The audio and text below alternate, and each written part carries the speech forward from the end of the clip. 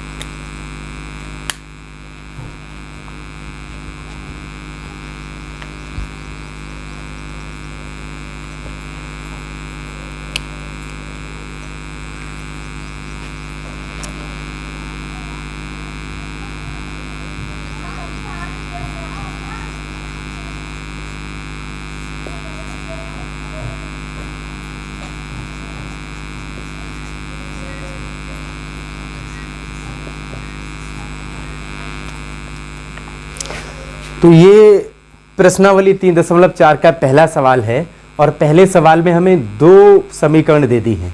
समीकरण पहला दिया है हमें x + y बराबर का 5 और दूसरा दिया है 2x - का 3y बराबर 4। तो इन दोनों समीकरणों को हमें विलोपन विधि से हल करना है। तो विलोपन विधि क्या है, इससे पहले की वीडियो में मैंने आपको बताया है, तो उस वीडियो को जाकर देख सकते हैं। और दूसरा हमसे इसमें यह भी कह रहा है कि जो विधि आपको उपयुक्त लगे, चाहे तो आप इसे प्रतिस्थापन विधि से हल कर सकते हैं, चाहे तो विलोपन से। हम इसको आज जो हल करेंगे वो विलोपन विधि से ही हल करेंगे। तो देखिए कैसे हम सवाल को करते हैं। तो सवाल नंबर x + y बराबर 5, 2x - का 3y बराबर 5। अब उस वीडियो में मैंने आपको बताया है कि विलोपन विधि में हम क्या करते हैं। आप देख पा रहे होंगे समीकरण नंबर 1 में भी दो चर दिए हैं और समीकरण नंबर 2 में भी दो चर दिए हैं। एक x है, एक y है, यहाँ भी एक x है और एक y है। तो होता क्या है कि इन दोनों समीकरणों में हम किसी एक चर के गुणांक को बराबर कर लेंगे। जैसे समीकरण 2 देख रहे हैं तो इसमें x का गुणांक हमारा 2 है। समीकरण 1 में देखें तो इसमें x का गुणांक हमारा 1 है। तो हम क्या करेंगे, समीकरण नंबर 1 में 2 से मल्टीप्लाई कर लेंगे, जिसमें हमारा समीकरण 2 का गुणांक भी बराबर हो जाएगा और समीकरण 1 का भी गुणांक बराबर हो जाएगा। तो समीकरण 1 में यहाँ हम लिख लेंगे, समीकरण 1 में 2 से गुणा करने पर, अब समीकरण 1 में जब हम 2 से गुणा करेंगे तो देखिए किस तरह से हो जाएगा। 2 की x से मल्टीप्लाई होगी तो हमारा हो जाएगा 2x प्लस 2 की y से मल्टीप्लाई होगी तो हो जाएगा हमारा 2y बराबर 2 की 5 से मल्टीप्लाई होगी तो 2 पंजे 10। और दूसरे समीकरण को हम बिल्कुल ऐसे ही लिख लेंगे, 2x - का 3y बराबर 4।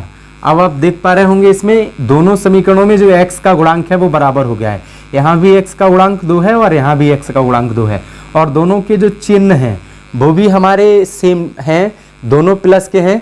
तो अगर विलोपन विधि में दोनों चिन्ह धनात्मक होते हैं तो हम घटाने पर करते हैं, अगर दोनों चिन्ह ऋणात्मक होते हैं तो भी हम घटाने पर करते हैं, और अगर चिन्ह हमारे विपरीत होते हैं तो जोड़ने पर करते हैं। अब जिन गुणांकों को हमने बराबर किया है वो धनात्मक हैं, तो हम इन्हें यहाँ लिख देंगे घटाने पर। अब घटाने पर क्या हो जाएगा, प्लस का माइनस हो जाएगा, माइनस का प्लस और प्लस का माइनस। 2 और 2 से खत्म हो गया, 2 और 3 हो जाएगा। अब हमारा 5y बराबर 10 में से 4 जाएगा तो यहाँ बचेगा हमारा 6, या y बराबर आ जाएगा फिर हमारा 5 6 के बटे में पहुँच जाएगा तो y बराबर 6/5। अब हम क्या करेंगे, y का मान समीकरण 1 में, y का मान समीकरण 1 में रखने पर। और समीकरण एक क्या है हमारी, तो समीकरण एक हमें दिया है x प्लस का y बराबर 5। तो x प्लस y की जगह हमें लिखना है 6/5। तो y की जगह हम लिख लेंगे 6/5 और बराबर में आ जाएगा हमारा 5, या x। अब इस 6/5 को 5 की तरफ ले जाएंगे तो 5 माइनस का 6/5। अब इसके हर में कुछ नहीं है, एक मान लेंगे तो x बराबर हर की गुणा और तिरछी गुणा, 5 एकम 5 हो जाएगा हमारा 5 25 माइनस 6 एकम 6, या x बराबर 25 में से 6 गया तो 19/5 आ जाएगा हमारा। तो ऐसे दोस्तों हम विलोपन विधि से x और y के मान निकाल लेते हैं। क्या करेंगे, जो दो समीकरण हमें दिए होंगे उन दोनों में हम किसी एक चर का गुणांक बराबर कर लेंगे, और जैसे ही एक चर का गुणांक बराबर होगा तो अगर दोनों के चिन्ह धनात्मक हैं तो घटाने पर, अगर दोनों के चिन्ह ऋणात्मक हैं तो भी घटाने पर, अगर दोनों गुणांकों के चिन्ह विपरीत हैं तो जोड़ने पर कर लेंगे और समीकरण हमारा आसानी से निकल आएगा और उसके मान भी निकल आएंगे। तो अब हम इससे अगले के सवाल को लेते हैं, ये आपने लिख लिया होगा।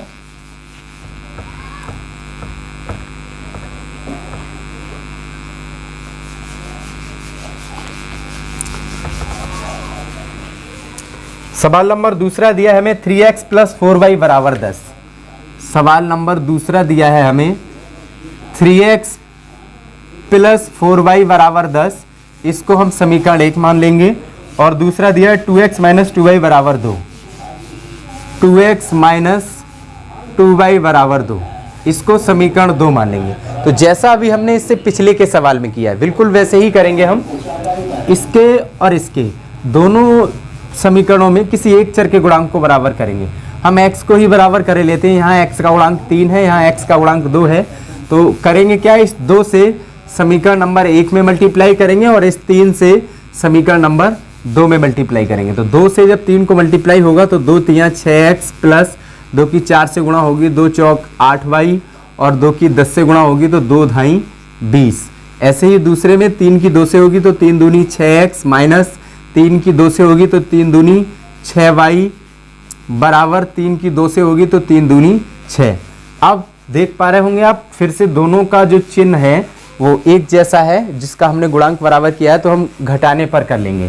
तो ये माइनस, ये प्लस और ये माइनस, और यहाँ लिख देंगे हम घटाने पर। तो घटाने पर इससे ये तो खत्म हो जाएगा। अब 6y और 8y दोनों प्लस के हो गए तो ये हो जाएगा हमारा 14y बराबर 20 में से 6 को घटाएंगे तो यहाँ भी बचेगा 14, या y बराबर आ जाएगा हमारा 14 के बटे में 14, और 14 को 14 से भाग करेंगे तो y बराबर आ जाएगा हमारा 1। अब y का मान समीकरण नंबर 1 में रखने पर, y का मान समीकरण 1 में, अब समीकरण 1 क्या है हमारा, आप खूब देख पा रहे होंगे। समीकरण 1 दिया है हमें 3x प्लस का 4y बराबर 10। तो 3x प्लस 4y की जगह 1 लिख लेंगे और बराबर 10, या 3x बराबर 4 एकम 4 बराबर 10, या 3x बराबर अंकों को अंकों की तरफ, तो 10 की तरफ जब हम 4 को ले जाएंगे, इधर प्लस का उधर आके माइनस का हो जाएगा।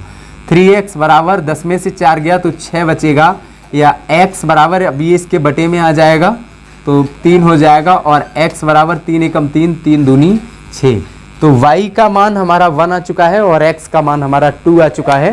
तो बिल्कुल वही तरीका, कुछ नहीं है ऐसे सवालों में, आप आसानी से हल करके देख सकते हैं। अब हम लेंगे इसके सवाल नंबर तीसरे को।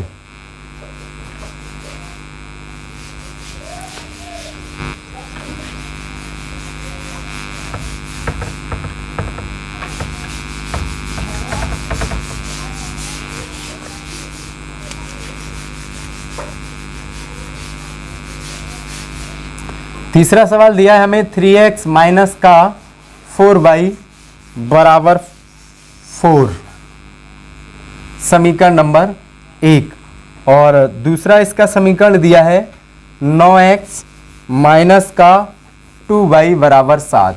तो तीसरा सवाल हमें ये दिया है। तो जैसे हमने पहले सवाल को किया है, जैसे हमने दूसरे सवाल को किया है, वैसे ही हम इस तीसरे सवाल को करेंगे। एक बार आप फिर देख सकते हैं, दो समीकरणें दी हैं, दोनों में दो चर दिए हैं, तो हम दोनों में से किसी एक चर का जो गुणांक है, मतलब गुणा का जो अंक है, उसको हम बराबर कर लेंगे।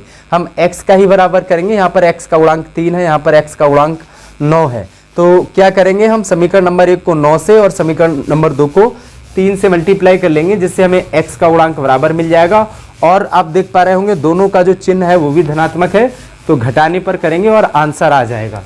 तो समीकरण नंबर 1 में 9 से मल्टीप्लाई करेंगे और समीकरण नंबर 2 में 3 से मल्टीप्लाई करेंगे। तो 9 से जब 3 की मल्टीप्लाई होगी तो 9 तियां 27x माइनस 9 की 4 से मल्टीप्लाई तो माइनस का 9 चौक 36y और बराबर 9 की 4 से मल्टीप्लाई तो फिर हमारा 9 चौक 36 और 3 की जब 9 से मल्टीप्लाई होगी तो 9 तियां 27x और 3 की जब 2 से मल्टीप्लाई होगी तो 3 दूनी 6y और बराबर 3 की 7 से मल्टीप्लाई होगी तो 3 सत्ते 21। अब दोनों का हमारा गुणांक बराबर हो चुका है, तो अब इसे हम कर लेंगे घटाने पर।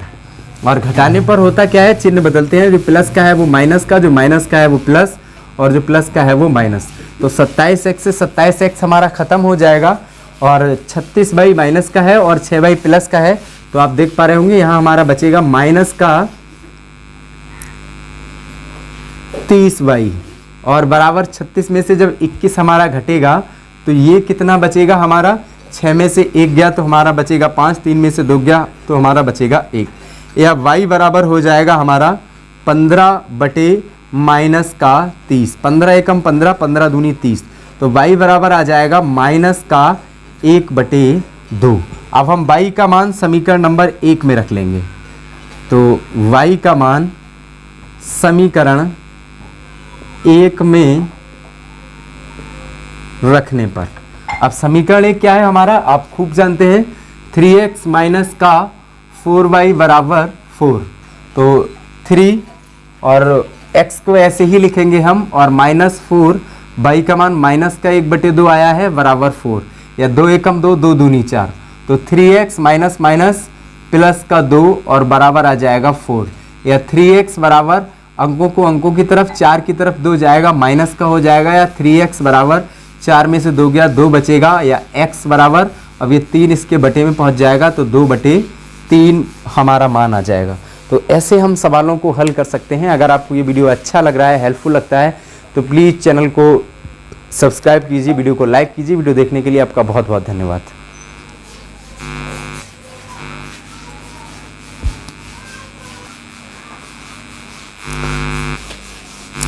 तो आप देख पा रहे होंगे चौथा सवाल जो हमें दिया है वो कुछ इस तरह से दिया है। अब तक हमें जो सवाल दिए हो रहे थे वो बिल्कुल साधारण समीकरणों में दिए हो रहे थे। अब ये हमारा जो है एक भिन्नात्मक संख्या में हमें x और y का गुणांक दिया है। तो ऐसे सवालों को हम कैसे हल कर सकते हैं, इनको जरा थोड़ा ध्यान से देखिए। जो हमें समीकरण नंबर पहला दिया है, x बटे 2 दे दिया, 2y बटे 3 दे दिया बराबर 1 दे दिया। दूसरा हमें दिया है x माइनस का y बटे 3 बराबर 3। तो जो सवाल में कह रहा है, हम चाहें तो इसे विलोपन से और चाहें तो प्रतिस्थापन से, लेकिन मैंने आपको बताया हम सभी सवालों को विलोपन विधि से ही हल करेंगे, क्योंकि पहले की एक्सरसाइज में हमने सभी को प्रतिस्थापन विधि से हल करके देखा है। तो आज विलोपन से हम हल करेंगे। तो जब भी हमें ऐसा दिया होगा तो हम इन समीकरणों को थोड़ा सा हल कर लेंगे। अब हल कैसे करते हैं, तो इसे देख पा रहे होंगे आप, ये भी एक परमेय संख्या का रूप है, ये भी परमेय संख्या का रूप है। और जब परमेय संख्या के रूप में होते हैं तो हम हर की गुणा और तिरछी गुणा करके कर सकते हैं। तो इसमें देखिए हर की गुणा 2 तियां हो जाएगा हमारा 6, और 3 की x से मल्टीप्लाई होगी तो ये हो जाएगा हमारा 3x, और 2 की 2y से होगी तो 2 दूनी 4y और बराबर माइनस का 1। अब इसको हम 3x प्लस 4y को ऐसे ही रहने देंगे और 6 की मल्टीप्लाई इस 1 में हो जाएगी तो माइनस का 6। अब हम इसको मान लेंगे समीकरण नंबर 1। ऐसे ही हम दूसरे सवाल में देखेंगे, इसके बटे में कुछ नहीं दिया है तो हम 1 मानेंगे। ये भी अंश बटे हर है, ये भी अंश बटे हर है, दोनों का हर अलग अलग है। तो जब दोनों का हर अलग अलग होता है तो हर की गुणा और तिरछी गुणा, जैसे हमने परमेय संख्याओं को हल करना सीखा है, बिल्कुल वही तरीका लगाएंगे। तो 3 की 1 से मल्टीप्लाई होगी, 3 एकम 3 आ जाएगा, और 3 की 3x से होगी तो ये हमारा 3x हो जाएगा, और 1 की y से होगी तो माइनस का y बराबर आ जाएगा हमारा 3। अब 3x माइनस का y बराबर इस 3 की 3 में मल्टीप्लाई होगी तो ये हो जाएगा 3 तिया 9, और अब इसी को हम मान लेंगे समीकरण नंबर 2। तो समीकरण 1 और 2, अब समीकरण 1 और 2 में आप देख रहे होंगे दोनों में x का गुणांक बराबर है, यहाँ भी 3 है, यहाँ भी 3 है, दोनों का चिन्ह भी यहाँ धनात्मक है और यहाँ भी धनात्मक है। तो दोनों समीकरणों को हम क्या करेंगे, घटाने पर कर लेंगे। तो 3x प्लस का 4y बराबर माइनस का 6, 3x प्लस का 4y बराबर माइनस का 6, और दूसरा दिया 3x माइनस y बराबर 9। तो 3x माइनस वाई बराबर 9। तो इनको हम कर लेंगे घटाने पर माइनस प्लस माइनस, और यहाँ लिख देंगे हम घटाने पर। तो 3x से 3x जब घटेगा 0 आ जाएगा। अब देखिए y भी प्लस का हो गया, 4y भी प्लस का, तो 4 और 1 5y हो जाएगा। 9 और 6 दोनों माइनस के हैं तो माइनस का हो जाएगा, 9 6 15, या y बराबर आ जाएगा हमारा माइनस का 15/5, या y बराबर आ जाएगा हमारा 5 से 15 को भाग होगा तो 5 3 15। y का मान हमारा माइनस का 3 आ गया है। अब y का मान हम समीकरण नंबर 1 में रख लेंगे। तो यहाँ हम लिख लेंगे y का मान समीकरण 1 में रखने पर। अब समीकरण 1 क्या है हम खूब जानते हैं। समीकरण 1 है हमारा 3x प्लस का 4y बराबर माइनस का 6, या 3x प्लस 4y की वैल्यू हम माइनस का 3 रखेंगे और बराबर माइनस का 6। तो 3x प्लस माइनस 4 3 12 और बराबर माइनस का 6। तो 3x बराबर 12 को 6 की तरफ जब हम ले जाएंगे तो माइनस का 6 है और ये उधर आके प्लस का 12 हो जाएगा। 3x बराबर जब 12 में से 6 घटेगा तो प्लस का हमारा 6 बचेगा।